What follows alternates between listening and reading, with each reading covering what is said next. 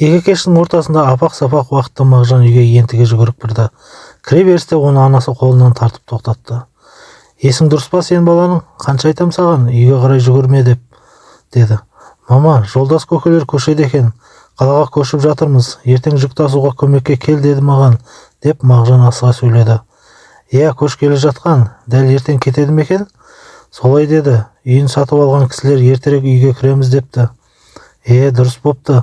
Жақсылықтың ертегеші жоқ, бұйырғаны сол екен де, деп анасы өз тірлігіне кірісті. Ал Мағжан жаңалықты тезірек үй ішіне айту үшін төргі бөлмеге зып етті.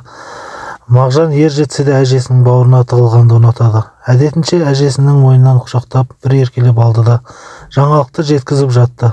Таң атысымен көрші үйде қарбалас басталып кетті. Үлкен жүк көлігі келіп, көршінің 3-4 жігіттері көмектесіп апыр-топыр болды. Үлкендер сәкіде бақылап әңгімелесіп отыр. Таяғын сүйеніп Мағжанның әжесі Балзия әжей де келді. Барлық жүк түйеліп болған соң Балзия әжей батасын берді, ақ жол тіледі. Көршілермен қимай қоштасып есікке үлкен қара құлыпты салды да олар жүріп кетті. Бәрінің көкейінде бір сұрақ: бұл үйге кім көшіп келеді екен? Арада күн өтпен соң көрші үйдің жаңа қожайыны келді. Мес қарынды деу кісі екен. Жаңа қонысын ары-бері айналып көріп жүрді де шарбақтан өтіп Мағжанның үйіне аяңдады. Жайдары кісі екен. Үй ішімен тез-ақ сөйлесіп кетті. Әсіресе Балзия әжеймен сөйлесіп ұзақ отырды. Айтуынша ертең адам жалдап үйде кішігірім құрылыс жүргізеді екен. Іші сыртын өзгертіп содан соң көшіп келеді екен. Үй ішімен толық танысқан мес қарынды жаңа көрші Мағжанның әкесін сұрады. Осы тұста бәрі тым-тырыс бола қалды. Балзия әжей көзіне жас алып 2 көктем бұрын ұлынан айырылып қалғанын айтты. 1 жылдан соң үлкен немересін үйлендіріп, үйдің бар ауыртпалығын соның мойнына артқанын айтты. Ұзақ әңгімеден соң жаңа көрші қайтуға ыңғайланды. Сержан Мағжанның ағасы шығарып салды. Ертеңінде бір топ құрылысшылар көрші үйдің астан-кестеңін шығарды. Шатырына дейін алып тастады. 2 жеті өткен соң көршінің үйі ауылдағы ең биік үй болып шыға келді. Мұны көрген Мағжан зәулім үйдің жанындағы кепедей болып қалған өз үйіне қарады да тұнжырап қалды. Іштей, тезірек ер жетіп жұмыс істеп, мен де үйді өзгертемін. Жоқ, мұндай жаңа үй соғамын. Көршінің үйінен де биік етіп те ойлады. Шіркін бала қиялы шексіз емес пе? Солай армандап жатып көзі ұйқыға кетті. Жазғы демалысқа шыққалы ұйқыны жақсы көріп жүр. Таңертең ерте тұрғысы келмейді. Әдеттегідей емес, бірақ бүгін ерте тұрды. Көрші үйге жаңа үй иелері келіпті. Өз көзіне өзі сенбей қалды. 2 жүк көлігімен келіпті. Көрші қолаң қолғабыс етіп жүктерді түсіріп алды. Мағжан өмірінде бұндай жиһаздарды қолмен ұстап көрген емес. Тек теледидардан болмаса, көршінің үй іші шағын ғана отбасы екен. Үй иесі мес қарын мен сызылған бәйбішесі, ұлы мен қызы ғана. Бәрі ауыл адамдарына таңырқап қарап тұр. Тек бәйбіше ғана шекесі тырысып, көңіл күйсіз өзімен өзі күбірлеп жүр. Мес қарын оған көңіл аударар емес. Сонымен апыр-топыр басылып, барлығы үйіне қайтты. Мағжан артына жалтақтап біраз жүргісі келіп еді. Сержан желкелегенде ертіп келді. Екеуі егістікке кетті. Егістікте күні бойы Мағжан көрші қызды ойлаумен болды. Өзі менімен қатар оқитын сияқты. Біздің сыныпқа келсе екен деп іштей армандады. Егістіктен қайтқанша Мағжан көршінің сары қызын ойлаумен болды. Кешке сілесі қатып, шаршап, титықтап үйге әрең жетсе де мойнын бұрып көршінің үйіне көз салды. Жаңа көшіп келген үй бір жетісіз жиналмайды емес пе? Үйдің жан-жағы әлі толық жинала қоймапты. Бірақ жан баласы көрінбейді. Сірә кешкі астарын ішіп отырған болар. Мағжан үйге кіріп кешкі асын ішер-ішпес қисайып көзі ұйқыға кетті. Осылай бір жеті егістікке жұмыс істеді. Таңертең желкелеп ағасы алып кетеді. Кешке сілейіп құлайды. Әйтеуір егістіктің жұмысы да аяқталды. Енді еркін жүріп тұрады. Таңғы шайларын ішіп отырған сол біреу есікті әлсіз қақты да кіріп келді. Бәрі жалт қарады. Көршінің сары қызы. Апай, қалдарыңыз қалай? Мамам аз ғана ұн сұратып еді. Дүкен әлі ашылмапты. Кел қарағым, қазір беремін, деп Маржанның анасы Зәуре орнынан қозғалды. Анасы келгенше үйдің еркесі Балжан сары қызбен сөйлесіп тұрды. Неге екені белгісіз Сержан көршінің қызын жақтыртпады. Қып-қысқа көйлек киіп алып, мына жүрісі не, дардай қыз болды ғой. Шашын жинаса қайтеді, деді ішінен. Мағжан сары қыз кеткен соң Балжанды шақырды да қыздың есімін сұрады. Оның аты Алия, деді жымыңдап. Алия, деп қайталады ішінен. Нешіншіге көшіпті? Сенімен бірге оқиды екен енді. Жерден 7 қоян тапқандай Мағжан қуанып кетті. Мағжан күн ұзаққа қуанып, жүрді. Ара тұра мойнын созып көршінің үйіне қарап қояды. Бір кезде жеңгесі шақырды. Сұлу жігіт, сені апам шақырып жатыр. Қазір деген Мағжан көршінің үйіне жалтақтап үйге аяңдады. Мағжантай, жаңа көшіп келген көрші үйдің иесі Сержан ағаңды шақырып еді. Ол малды өріске айдап кеткен. Сен барып біліп келші, неге шақырыпты? Мен ба? Қазір.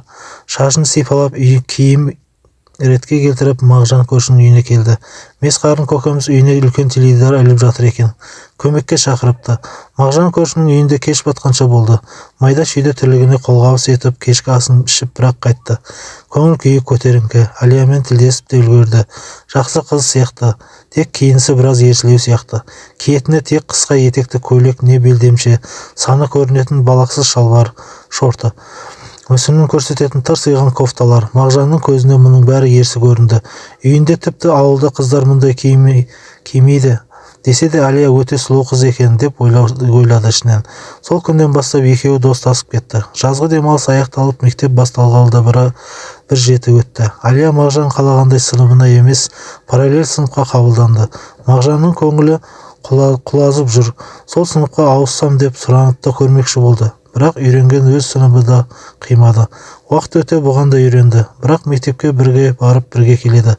Алия мектепке келген соң оны ешкім ұната қоймады. Мұғалімдер тарапынан 2 рет ескертпе де алып үлгерді. Барлығы осы киінісін есебінен. Ал ата-анасы бұған онша мән бермейтін секілді. Бәлкім қалада өскеннен болар. Алия мектепте сабақ үлгерімізде нашар қыз болып шықты. Оны 1-90 аяқталғанда, тәбіл таратқанда білді сыныптастары. Кілең үштік бағалар. Мағжан аздап ойланып қалды. О тоба, қыз баласы да сабақты болу солай оқи ма? Тіпті біздің сыныпта жігіттер олай кілең үшпен оқымайды ғой, деді ішінен. Бір күні сабақтан қайтарда Алия: Мағжан, осы сендердің ауылдарыңда дискотека, вечеринка деген болмайды ма? Қалай зерікпейсіңдер, деді күлімдеп. Неге олай дейсің? Болады бізде де. Тек мереке күндері, мектепке іс-шараларыңдан соң. Ой, оны айтпаймын, өздерің неге ұйымдастырмайсыңдар? Енді оған біз қалада әр сенбі клубқа барамыз. Тіпті жас таңдамай кіргізе береді. Ауылда клуб жоқ қой, вечерді тек үйде жасаймыз. Үйде? Ха-ха-ха, ішмай. Үйде вечер бола ма екен? Мағжан қипалақтап ұялып қалды. Ауылдарың тым зергерлік екен. Қаладағы достарымды сағындым деп телефонын ала бергенде қалтасынан сырғып темекі қорап жерге түсті. Мағжан бақырайып жерден көзін алмай тұрып қалды. Ешкімге жағашпа, мектептегі мұғалімдерің білсе, тағы жыныма тиіп жиналысқа салады. Сонда сен темекі тартасың ба? Иә, онда тұрған не бар? Сен жігіт боп тарта алмайсың ба не? Мағжан басын қасып үнсіз жүріп келеді. Үйде тіпті ағасының темекі шеккенін де көрмеген, оған Алияның темекі шеккені тым ерсі көрінді. Осылай күндері өтіп, жаңа жыл мерекесі де жақындады. Барлығы мектепте өтетін мерекелік іс-шараға дайындалса, Алия қаладағы достарының вечеринкасына қызу дайындықта еді. Алия дәл мерекелік іс-шара болатын күні мектепке келмеді. Оның сомдайтын рөлі болмағандықтан ешкім елеңдей қоймады. Тек Мағжан ғана алаңдап есікке қарай берді. Үйіне барып келейін десе, мектептің арасы 30 минуттық жер. Мереке басталып та кетті. Іс-шара өте қызықты өтті, бірақ Алия сол күйі келмеді.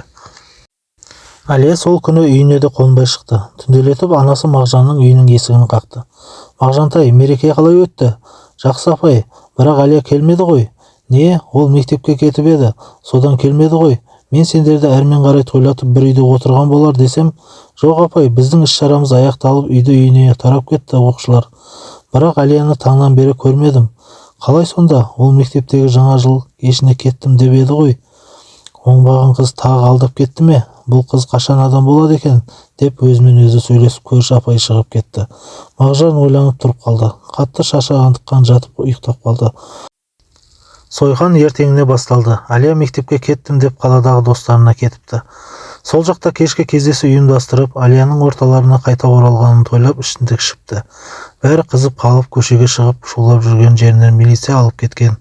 Таңға дейін бөлімшеде болып, таң ата есін жиған соң барып кім екендерін айтып, ата-анасына хабарлаған. Таң атысымен әкесі барып алып келіпті. Көрші үйде айқай-шу болып жатыр. Қыздың тәрбиесіне анасын кінәлаған әкенің ащы дауысы. Шектеу қоя білмегенің үшін әкенің кінәлаған ананың жыларман дауысы. Бәрінен шаршадым. Өз бетімше өмір сүргім келеді. Қалаға кетемін деген қыздың дауысы. Айқай-шу сабырсыған кезде Мағжан көршінің ауласына көз салды. Ешкім көрінбейді, тым-тырыс. 3-тоқсан басталғанға дейін Әлия мүлде көрінбеді. Әкесі оны шалғайдағы атасының үйіне демалысқа жіберіпті. Оқу басталардан бір күн бұрын әкесі алып келді. Әлияның түрі солғын, мектепке де сөлсоқ барып келеді, ешкіммен сөйлеспейді. Сабаққа да құштарлығы жоқ, тек барып келіп уақыт өткізеді. Әлияның анасы бір көңілсіздік боларын сезіп, Әлияны отырып тұрса, ізінен қалмай бақылап жүрді. Ондағы ойы қызы тағы кетіп қалады ма екен деген уайым. Бірақ Әлияның бір жаққа баруға, тіпті қалаға достарына баруға зауқы жоқ. Біртүрлі жүрегі айнып, басы айналып, мазасы кетіп, ұйқы қыса береді. Әлияның осылай жүргенінде 2-7-дей болған кезде анасы қызының бойынан ерекшелікті байқай бастады.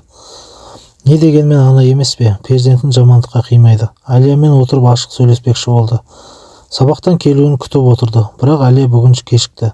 Түс ауып кетті, ол әлі жоқ. Анасы тағы Мағжаннан сұрамаққа көршінің үйіне беттеді. Мағжан есік алдында үй тірлігіне ағасына көмектесіп отыр екен. Мағжантай, қалың қалай?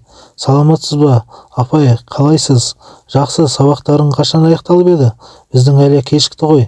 Білмедім, ол 2 сабақтан соң мазам болмай тұр деп сұранып кеткен. Бірақ үйге келмеді ғой деп анасы бұрылып үйіне кетті. Мағжан Әлияның жүріс-тұрысының жақсы емесін білгеннен ақ іргесін аулақ салған болатын. Қайда жүр екен деп ойлады да тірлігін істеп жүре берді. Әлияның анасы оқушылардан қала берді ауыл адамдарынан сұрастыра келе, соңғы рет көрген адамның айтуы бойынша ауыл шетіндегі үлкен каналға келді. Каналдың арғы бетінде талдың көлеңкесінде Әлия жалғыз өзі отыр. Анасы бір аяқ көпірден өтіп жанына келді. Әлияның осында екені тіпті жақсы болды. Сөйлесуге қолайлы жер. Жанына келіп біраз үнсіз отырды. Мама, бүгін мектепке басым айналып құлап қалдым. Мектеп медбикесі мені аяғым ауыр екенін айтты, деп қойып қалды. Бір сұмдықтың боларын сезіп жүрген анасы, тағы кім білді? Ешкім, маған сізді ертіп кел деп жіберіп еді. Мектепке әлі бармадым, деп бетін басып жылап жіберді. Кім ол? Деді анасы Әлияның бетін өзіне қаратып. Қаладағы досым, жүр үйге, ертең қалаға барамыз. Енді қаладағы достарыңды ұмыт, дәрігерге барып баланы алдыртып тастаймыз. Мама, кешірші мені, тұр орнынан. Қызын сүйрегендей болып үйіне алып қайтты. Әлияның анасына қарсыласуға шамасы болмады. Бүгін таңнан бері іші бүріп ауырып, төмен тартып қатты қысып еді. Анасына айтуға қорқып жүр. Ертеңінде Әлия анасы екеуі таң атпай қалаға кетті. Тіпті әкесіне де ескертпеді. Қала 3 сағаттық жер. Қаладағы өзінің таныс гинекологына жазылды. Кезегі келіп екеуі бірге кірді. Әлия барлығын айна қатесіз айтып берді. Ешқандай зорлық-зомбылықсыз, өз еркімен болған жағдай екен. Анасы бетін басып біраз отырды да, қалай да баладан құтылмаса болмайды деді. Дәрігер Әлияны толық тексеруден өткізді. Расымен де баланы алдырмаса болмайтын болып шықты. Себебі Әлия небары 9 сынып оқиды. Оның үстіне оның жатыры дамымаған, детская матка деп көрсетті тексеріс нәтижесі. Әлияны 2 күнге ем алсын деп тастап анасы ауылға қайтты. Үйге келген соң әкесін де еш нәрсе білдірместен мектепке барып медбикемен сөйлесті. Оны көндіру оңай болмады. Барлығын өз мойныма аламын. Баланы алдыртып тастадым. Тек сізге ешкімге білдірмесеңіз болғаны деді. Тіпті ауыз бастырық та берді. Үйге келген соң әкесіне Әлияны мазасы кетіп ауруханаға жатқызып келдім деп өтірік айтты. Оған не болды? Біраздан бері Әлия көңілсіз жүр. Бүйрегі суықтапты, 2-3 күн ем алмаса болмайды, деді врачтар. Жақсы болып тұнда, мектебіне ескерттің бе, деді әкесі. Жолай кіріп айтып кеттім. Осымен әңгіме аяқталып, әркім өз шаруасына кетті. 3 күннен соң Әлия ауылға келді. Сабаққа да барып түк болмағандай баяғы жүрісіне басты. Әлия баланы алдыртып келген соң, бойындағы үрейден арылып, баяғы күйін шертіп бастады. Сол баяғы темекі, сол баяғы ашық-шашық киім, сол баяғы қыдырыс. Анасы оның бұлықтарын әкесімен мектеп ұжымынан жасырумен әлек. Кейде тіпті қызы екеуі қатты ұрысып қалады. Жүгенсіз кеткен қызының мына әрекеттерінен тойған ана басын қай тасқа ұрарын білмейін дал болады. Оны түсініп жатқан қыз болса бір сәрі. Тек өз дегенімен жүруді әдетке айналдырған ол, бара-бара ата-анасы тұрмақ мектептегі қатаң ережелерді көзге ілмейтін болды. Қай тұста қателік жасадым, қызымызға қалай дұрыс тәрбие бере алмадық, басқа бауырлары мұндай емес қой, деген ішкі ойы анасын жегідей жейді. Не шара қолданарын білмеді. Солай көктемде өтіп жатырған жаз келе жатыр. Оқушылардың демалысқа шығуына санаулы күндер қалды.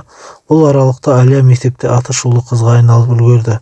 Тіпті мектептен шығармақшы да болды. Оны тек әкесінің абыройы мен ақшасы ғана құтқарып жүрді. Оқу жылы аяқталар шақта мамырдың мамыражай күнінде оқушылар көкке шығып демалыс күндерін қызықты өткізуге жоспар құрды. Оңтүстікте көктемнің соңғы айларында ауа райы тым қатты ысып кететіндіктен оқушылар көкке шығатын күні каналға шомылуды да ұйымдастырды. Әрине сынып жетекшілері де бірге баратын болды. Асыға күткен соңғы қоңырауды соғылды. Оқушылар 3 айлық демалысқа шықты. Бәрінің қуанышында шек жоқ. Ал Алияның бұл қоңырау шынымен де соңғысы екенін өзі де білмеді. Асыға күткен жазғы демалыста келді. Оқушылар соңғы қоңырауды соқты да мектептен уақытша қош айтысты. 9-шы сыныпта аяқтаған соң куәлікпен оқуға кеткендер де болды. Бірақ басым бөлігі мектепте қалды. Сынып жетекшісі Алияны куәлікпен мектептен кетуге қанша үгіттесе де бір бетпей қызды көндіре алмады. Мамырдың соңғы күніне белгіленген көктемгі демалыс планының оқушылар күнде сөйлесіп талқылайды. Бірақ сыныптағы қыздар бұл демалысқа Алияны қосқысы келмеді. Тек жігіттер ғана қарсы емес. Оны елейтін Алия ма? Алдымен сол дайындалды. Таңертең барлығы мектепке жиналды. Сынып жетекшілері кішігірім жүк көлігін жалдапты. Барлығы орналасып демалысқа қырға кетті. Түске дейін қыздар кезектесіп тамақ жасап, жігіттер жағы ойын алаңдар жасап күн көңілді өтіп жатты. Түскі астарын ішіп болған соң екіге бөлініп волейбол ойнайын десе Алия жоқ. Сынып жетекшісі келгеннен бері бақылап жүреді. Қайда кетуі мүмкін мына жазық далада деп ойлады сыныптастары. Сыныптың астарыстысы мұрнын тырж етіп, «Уф, тағы Алияның әлегі ме? Айттым сол қызды қоспай-ақ қояйық деді. Олай деме, жүрген шығар осы маңда, деп Мағжан оның сөзін сөйледі. Көрші болған соң сөзін сөйлеп жатырсың ба, әлде, деп жігіттер тырқылдап күлді. Ұялып қалған Мағжан ақталып әлек. Бір кезде сай жақтан Алияның бейнесі көрінді. Мұғалімнің көңілі енді орнына түсті. Алияның айтуынша қызғалдақ теріп жүріп алыстап кетіпті. Оқушылар біраз ойнаған соң түс ауа ауыл шетіне каналға жиналды. Қыздар қауымы жүзе алмаймыз деп шомылудан бас тартты. Тек Алия ғана жігіттермен бірге каналға түсті. Негізі Алия да жүзуді білмейтін. Ол қыздарға ерегісіп суға түсті. Алғашында жағада ғана жүрген ол балаларға еліктеп каналдың орта тұсына бармақшы болды. Судың астында аяғының ұшымен жүрген ол су тура алақанына келгенде сескеніп артқа қайтпақшы болды. Сол кезде қатты толқын келіп бірден ағызып әкетті. Дауысы шықпай судан басы бір шығып бір батып демалысы қиындай бастады. Оны байқаған Мағжан жан ұшыра айқайлап балдарды көмекке шақырды. Жағада отырған қыздар орындарынан атып тұрып айқайлай жөнелді.